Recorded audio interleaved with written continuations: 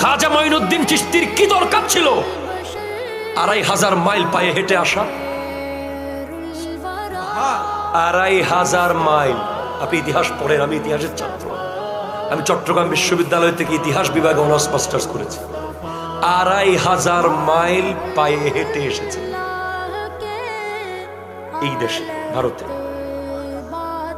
চট্টগ্রাম থেকে ঢাকা হলো ২৫০ কিলোমিটার, ঢাকা থেকে চট্টগ্রামে আপ ডাউন করলে ৫০০, এরকম ৫ বার আপ ডাউন করলে ২৫০০ মাইল হয়।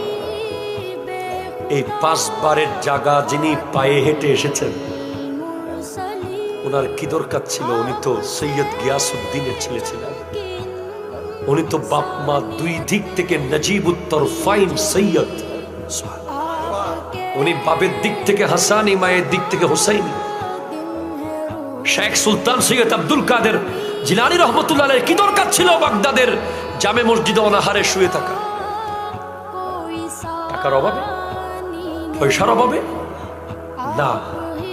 শাহজালাল ইয়ামানির কি দরকার ছিল ইয়ামন থেকে এই বাংলাদেশের জঙ্গলের ভিতরে আসা? কি দরকার ছিল হযরতে কাতাল শাহ কাতাল মাছের পিঠে করে এখানে আসা? কোথায় তাদের রিসিপশন? কোথায় তাদের রিসিভ কে করবে? কোন ড্রয়িং রুমে বসবে? কার বাসায় খাবে? কে হাতে ধরে আনবে? আজকে তারাই পেরেছে। আমরা 18 কোটি মিলে 1 কোটিকে, আর খাজা মঈনুদ্দিন চিশতি একা কেন পারি নাই?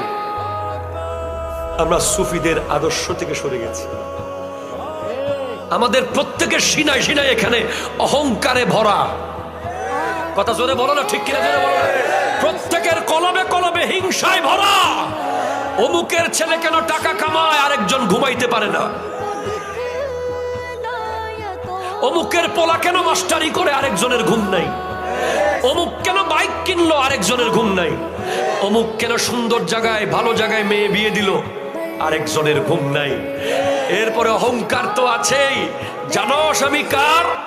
এখন আমি আছি ক্ষমতায়, খবরদার খাইয়ে ফেলামু, এরকম অহংকার আছে। এই অহংকার দিয়ে কোনোদিন ইসলাম প্রচার হবে না।